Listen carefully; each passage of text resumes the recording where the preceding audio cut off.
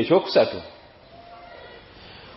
office eno eyekiwalimu okubeera omuweereza waayo omulungi ekifuula omuwalimu yenna nti mulungi kathirat qiraatu kitab Allah okuyitiriza okusoma Quran. Togenda kuba imaamu muwalimu seeka mulungi ku kitundu mukulu watwale mulungi nga weesamba Quran eteekeddwa okuba nga esomerwa ku mutindo gwa buli kaanaaku ekisinga okutta abawalimu baffe kwesamba Quran. Al-bu'du kullu al-bu'du an kitabillah neesambira ddala Quran. Kabe nga ava mu Azhar Sharifu olunaku lwaliikira okusoma Quran aba takyagasa umma. Nga mu University Makka Ummul Qura olunaku lwaliikira okusoma Quran aba takyagasa umma. Nva mu University Madina nina diguli mu Sharia nina diguli mu Hadith olunaku lwatandika okuleekera okusoma Quran tagasa umma abadan. Era ebiseera ebisinga omuntu ng'oyo omuwalimu yeesamba Quran buli lwayimuka okugasa umma akosankose agenda okumanyisa bano bagala kwekuba bali bafunye obutakkanya ne bali lwaki anvuma mpisaamu atya amaaso ku lwaki yeesambye ekitabo omuli huda kubanga Allah tugamba nti huda linnas. Quran kyakulungamya eri omwana Adamu. Ofisi yaffe abawalimu enkulu ye Quran. Oyinza okuba n'ennimiro nga tolinnyayo era n'ogamba nti olina ennimiro n'omala emyezi 3-4 kiki n'ennimiro yange eri awo emmanga. Quran al-Karim niba balina diguli 3 kaseta wa Quran buseera talina budde wa Quran ate gwe n'obweteerawo ekyewunza Quran al-Karim bwewagiwa obudde tolina emirimu gye tegikosebwa teyagala budde bungi dakiika mu 24 hours jamu dakiika 30 asatu. walaqad yassarna al-Qur'ana lidhikri Allah atugamba nti Quran najanguya nyangu nnyo naye yetaga kantu ako kuddingana ekifuula Quran okuba nti nyangu kuddingana. Dakiika 7:24 omuwalimu omulamba tolinamu dakiika 3 wa Quran. Sinayogera ku hifizu sinayogera ku hifizu nti hafizul Quran nedda tilawatan kusoma. Omuntu yenna wa Quran ebiseera aba n'olulimi olulungi lwa lwatuka bulungi ne bwasoma busomiddwa rabbana atina fid dunya hasana olulimi lwalunywera niyo mwalimu agenda nasoma edduwento notono gyolaba bwoti ng'olulimi lupapala bupapa serunywera bweru enyukuta tezinywera ku lulimi zigira ziti mubimu omwalimu bya omuntu yenna oba mwalimu basi mwalimu buli wa Quran ebiseera olulimi lunywera. Allah tabaraka wa taala muwafasaha fasahatul lisan olulimi lwenga lwatuta bulungi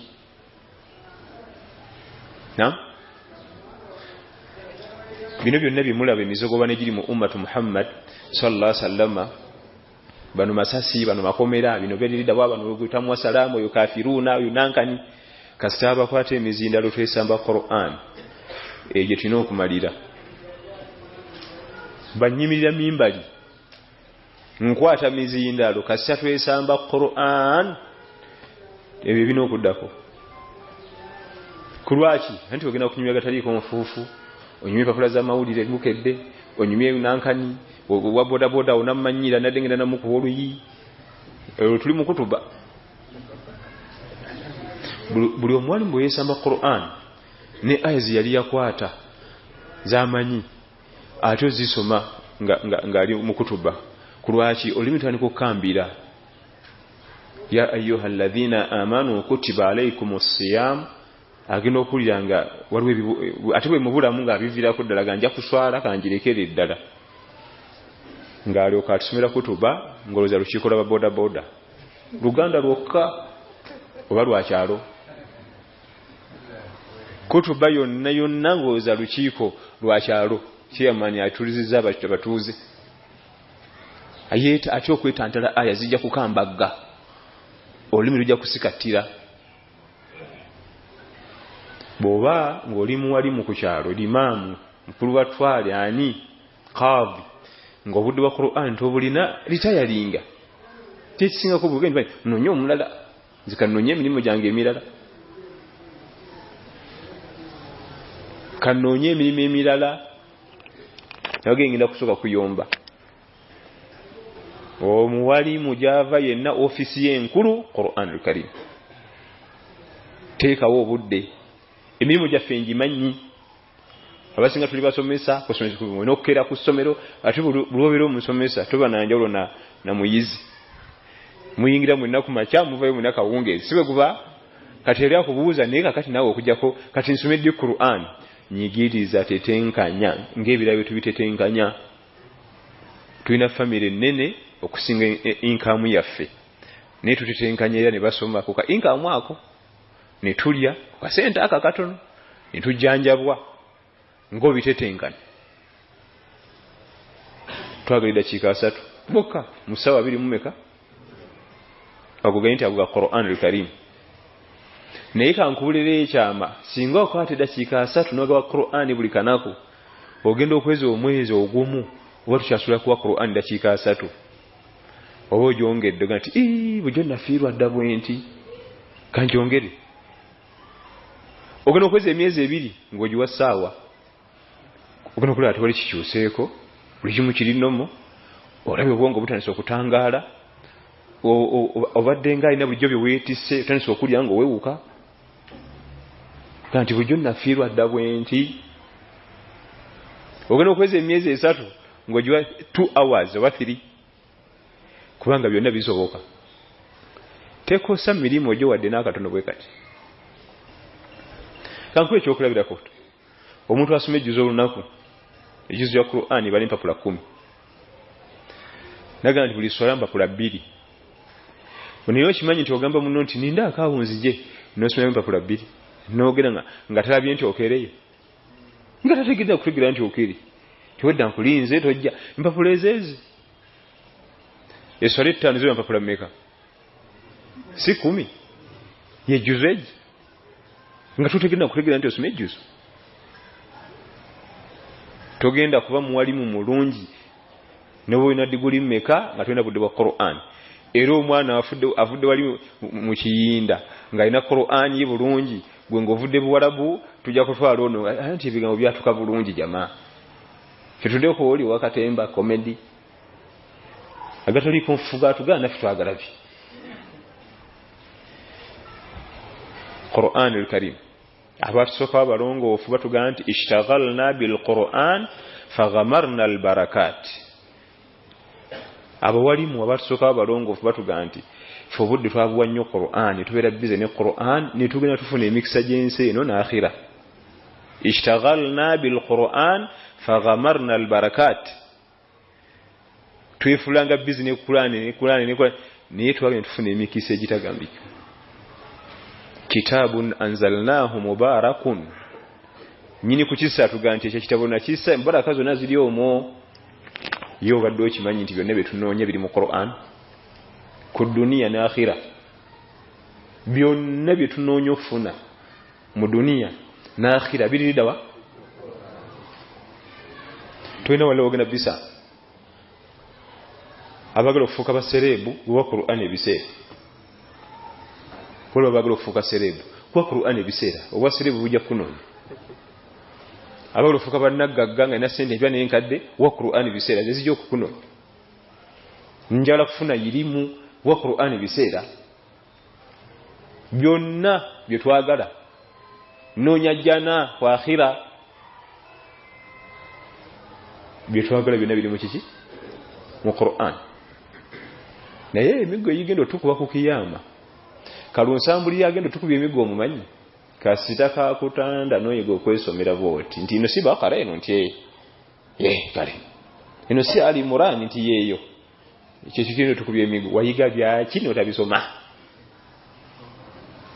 emiggo kubanga ate omumanyi emiggo gy'omumanyi gyo mingi giba tayimuzitu omumanyi emiggo giba miki tayimuzitu kubanga oli bamukuba gumu lwaki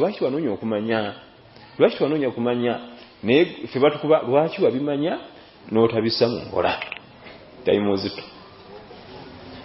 bwe ziba 10 ffe tulina 2 buli kiisi nti nsobola okubikulakkula neesomera ateekeddwa okusoma buli kanaku akadde akasinga okuba akalungi okusomera mu Qur'an al-Karim qabla al-fajiri nga salatu subuhi tennabaawo era salafu salihin bonna bwe baateekanga akadde ako kubanga ko ne bwoba ofiiriddwa ate omuziikeze essaawa era tojja kwosa ne bwoba ogenda gaba muwalawo embaga abako bajeze essaawa lwaki batadde akakadde kizibu nnyo okwosa nga ki ekibaddewo mikolo muganda nga agenda gaba muwalawe obudde baba free nebo ogiza mu biseera bino ebirala mugenze kuziika mwagenze wana mikolo batuyise MP tugenda wa MP kulya kijjulo qabla al-fajiri era abalongofu batugamba nti bagendanga ku subuhi okugenda ku muzikiti okusala nga amayumba mulimu maloboozi ga Qur'an obwana abakyala maloboozi ga Qur'an buli nyumba gy'oyitako mulimu Qur'an kekadde akakyasinza okuba akebbeeyi okusomera mu Qur'an nalina omusomesa wange wa Qur'an ebuwalabu yaŋŋamba nti olina kujja ng'ebuli ssaawa 2 baazine subuhi ne mugamba oli mutemu nange agenda olina okujja ng'ebuli ssaawa 2 baazine subuhi natundi omusajja nga omusajja ategeera ng'akikakasa era ze twasomerangamu nali ndowooza asaaga ngenda otuukayo nga waliwo abalanga 30 baatuuse dda fe obudde obuteekeddwa okukolebwamu ibaada tuba mu kikunta omuntu anasoma Qur'an ng'eri siriyasi si yakubuukabuuka kubanga tekolagana kwosa era ate bw'otandika okugyoserezaamu ate kutama butami anti bateesesa etuuka nam omuntu okukola obuwalimu ekisooka alina okwekuluusanya ofisi ye ebeere munywevu naye raaha ayagala raaha mirembe okubetulo awumule tebutambula butandika okukambaga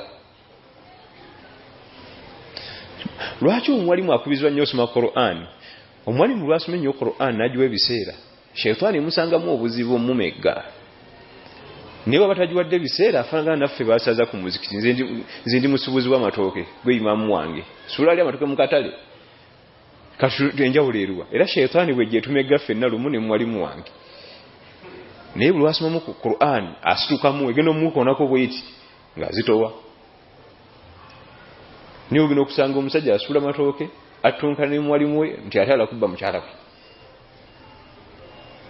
ng'abali mu kutunka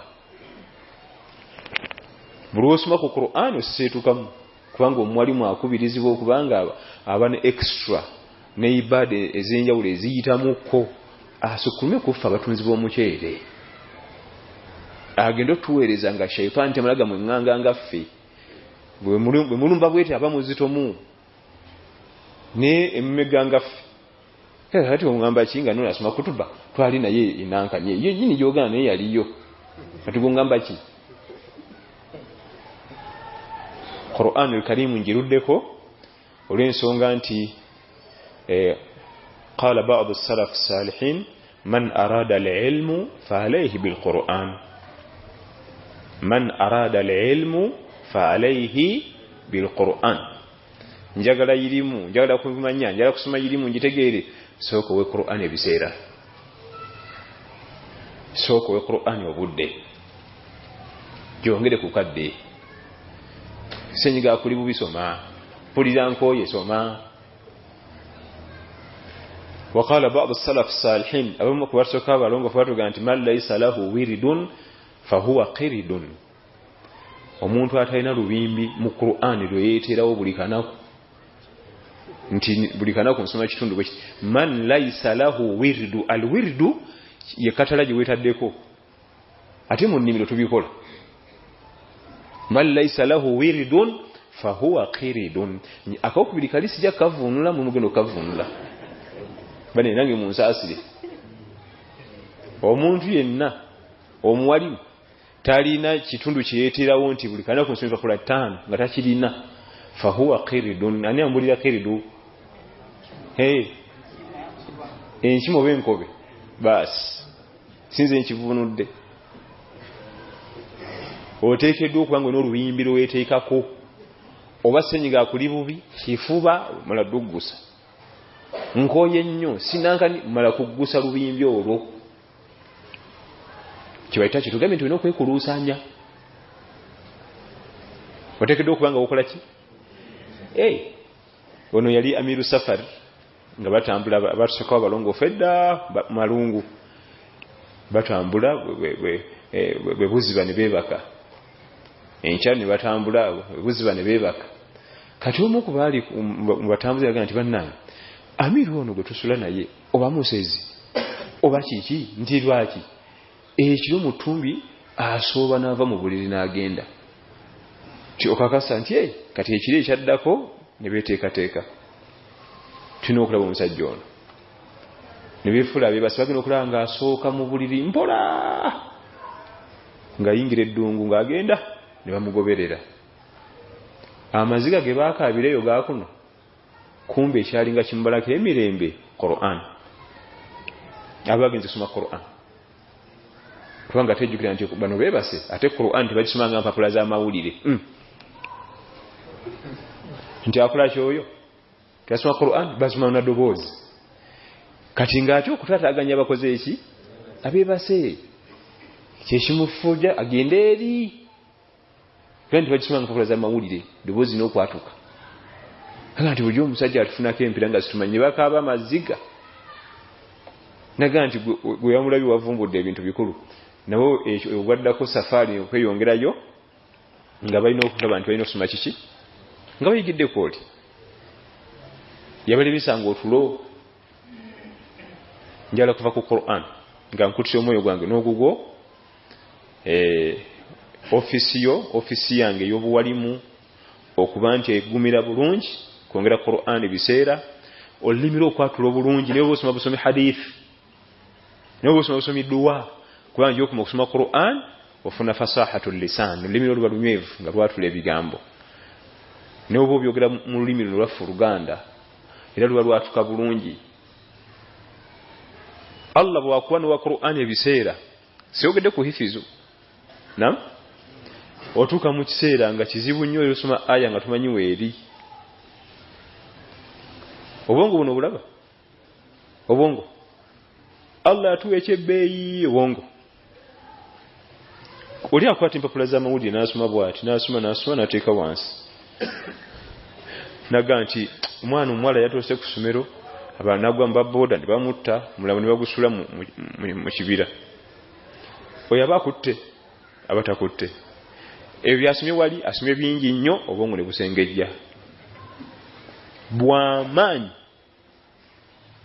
abatasomye ebyo byokka ate batakutte era bo bumaze okujjamu byeyeetaaga nam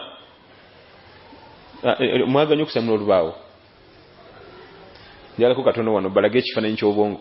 Obwongo Allah bwe yatuwa bwasukka amaki amaanyi n'ekyo tubukozesa twagala kuwummula twagala raha nam kakati katugambe nti buno bwe bwongo bwaffe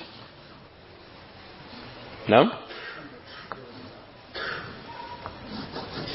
kano kalaba kano obwongo bwaffe Allah bwe yatuwa akantu kwakakozesaako kenkana wano buno bonna wano yonna wakalu tokozesangayo bwe liba ttaka eno yonna tolimangayo kano kokake wakakozesaako buno bonna buli eno bulinzi obukozese tokolanga ki kawulidde eno eri free space empute kano kwe kuli biology gwasoma asimanyi bafuna tugende bina history byonna biri kuno kati osanga oli ateekako Qur'an netuulako nerekako tafsiri n'atuulako nateeka hadisi emitwalo ina nezituulako ne bagamba nti kati ate oyo atuuse wano kati eno yonna bakyali wakalu tetunabukwata ku bungi bugezi ate kyobuwa kyebuwa bw'obufuula sharp n'obuwagala nga busala nnyo nga bukwata buba bukwasi bubufuula kwebaka nga bwebaka. Teri kiwagala bwongo wa mwanadamu nga Qur'an. Teri kiwagala bwongo wa mwanadamu nga kiki Qur'an al-Karim. Wa atainahu al-hukma sabiyya. Abasalafu abatusoka batugamba nti omwana bwe wakwata Qur'an nga muto Allah bamuwadde amagezi mu buto agatagambika. Ya Yahya khudhil kitaba biquwwa wa atainahu al-hukma sabiyya. Nabiyullah Yahya alayhi salam. Kati Qur'an al-Karim tujongere obudde tujifunire obudde. Akaseera akasooka akasembayo kubaako ebbeeyi mu kusoma Qur'an nga tonnasala subuhi. Teekawo eddakiika 3. Teekawo essaawa emu. Teekawo eddakiika 2. Tandika na 2 kale. Akaseera ak'okubiri baada al-fajiri nga subuhi yakaggwa. Naye abamu emirimu gyaffe kisobozesa ate kuteeka waawo. Kubanga njimanyi ffenna tupakasa teri atapakasa. Ffenna tukola ki? Tupakasa. Kakati kalunsambulira avaawa okubanga sinza kuzuuka n'entika essaawa emu nga tebannazina subuhi. Avaawa twebaka bubi. Tetulina bigendererwa mu kwebaka. Ennebaka yaffe terina bigendererwa. Tetulina plan. Goyingira buyingizi buliri wono oyagalya wono ozokukira. Olina okuba ne plan. Nti nja kuzuuka ssaawa eziti. Era oteekewo ebinaakuyambako okuzuukuka. Sio kikuyingira buyingizi buliri. Oteekeddwa okuba nga olina plan. Mu ssaawa 24 essaawa 5 zikumala okwebaka. Endala tuzikulemu ebirala. Essaawa ezi zikumala okwebakiramu. Kakati okwebaka kwonna kufugibwa akantu ako. Otulo okubanga tungi watutono sowaani. Esowaani eyo giraba. Otulo twonna otandikirawo ku sowaani ng'otudde ku sowaani. Oba tukendeeza oba tuongeza ku sowaani. Buli wooyingira obuliri n'omukkuto nga gukuli waggulu n'otulo tuba tugenda kuba waggulu.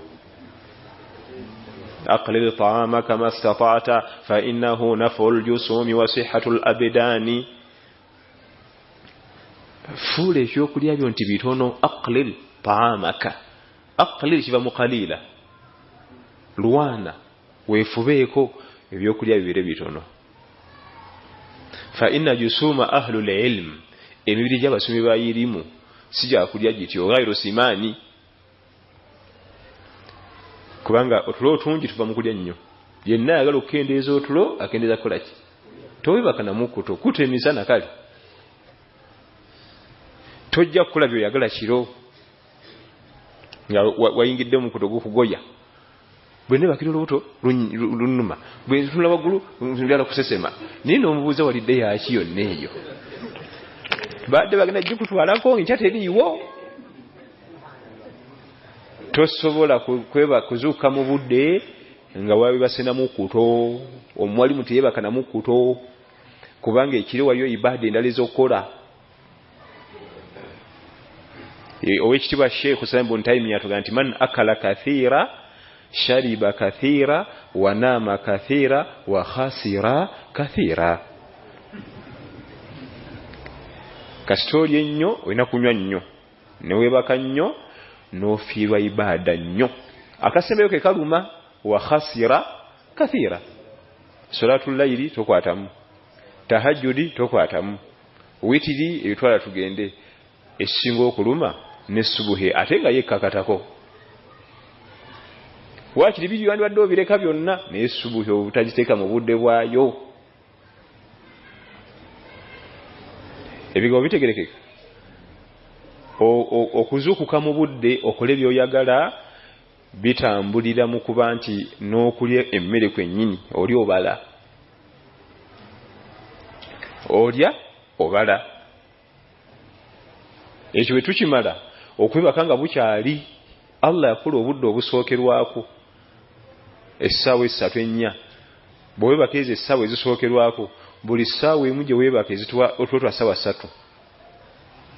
amakulu wetaaga essaawa 3 owe kutuuta saa 9 kubanga buli emu owe wase essaawa mmeka 3 newe zimala okuyingira mu 6-7 okudda eri buli emu ezisobe dakiika 3 buli ssaawa owe basotuuta dakiika ago era kibaga nti mbadde nakeebakawo ate bukedde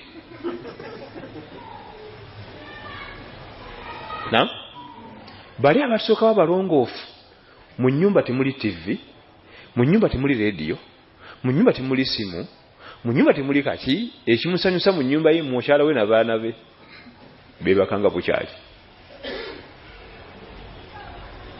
Naye ate waliwo mawulire genina okulaba gatwala essaawa ezi kyokka sheekhu waffe yatugamba nti amawulire ago ebiseera ebisinga ge tulaba gaba tegakwatako temuli liryo n'eri anti bagenda nti lwakataaka yaguze mmooka empe ey'empaka ovuga mmooka za mpaka gwe ovuga mmooka za mpaka omanye nti wange yaguze nka neenyweze ndeete ovuga mmooka za mpaka.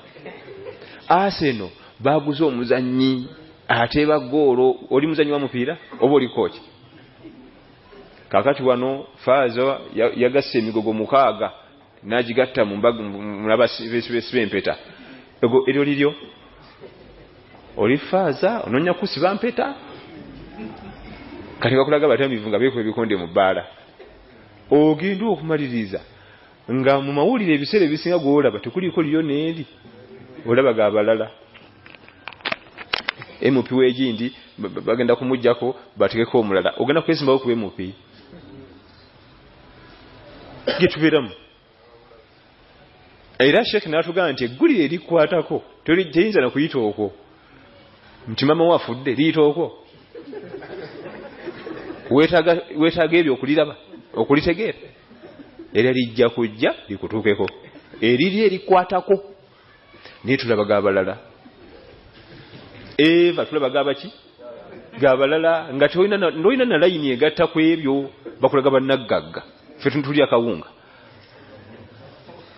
bakulaga naggagga mu nyumba alina olubiri luli nyumba eri eka 8 swimming pool kati zibinkwatirako wa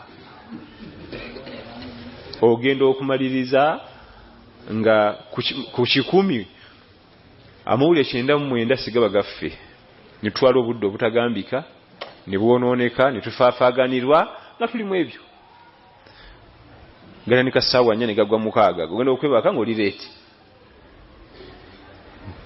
ogenda okwebaka ng'oli leeti era nze omwalimu wange bwe yaŋŋamba ekigambo ekyo nenva ku mawulire nze pozi nga gansanze ntuddawo bandya mmere naye nti ntule leeta entebe sigange abatusookawo abalongoofu nam bibakanga obudde obusooka bw'ofunangayo omukisa n'okigezesa ojja kulaba zigenda okwera saa 8-9 oba mu buliri nga weekyusa ng'otwo tuweddemu weefulukuta mu buli olimu weefulukuta ng'otwo twaweddeyo dda ku lwaki weebase obudde bukyali kati weebase essaawa nnyingi kubanga buli emu ezitowa 3 buli ssaawa gye weebaka ezitowa 3 naye ne wasemba eno Allah yateekayo nge ne wasemba wala ibaada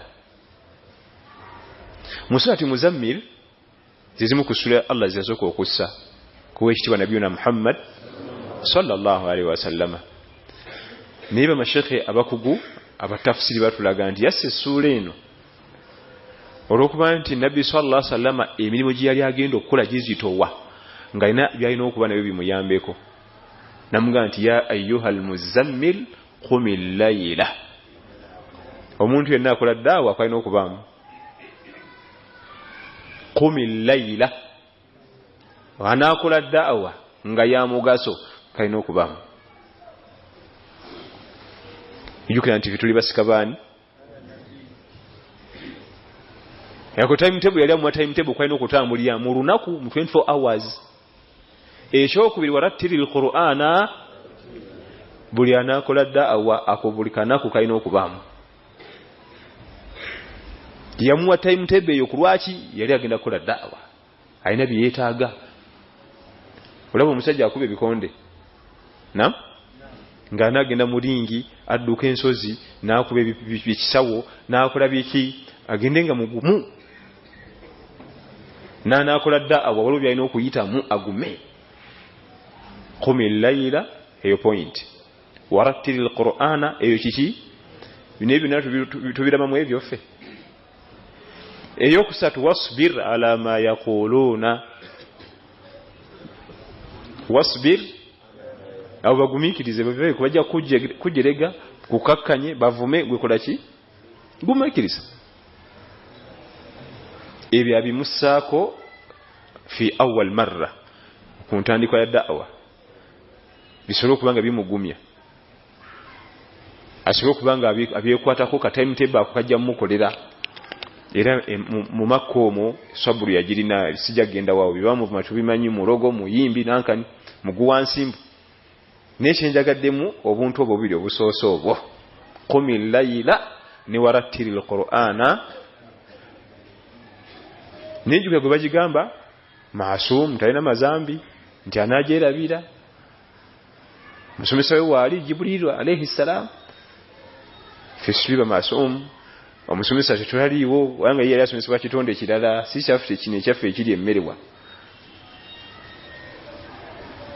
Ensonga ya Qur'ani ngiruddeko kubanga nze ndi muwalimu, ntunulidde abawalimu bannange mbadde mu kisaawe ky'obuwalimu.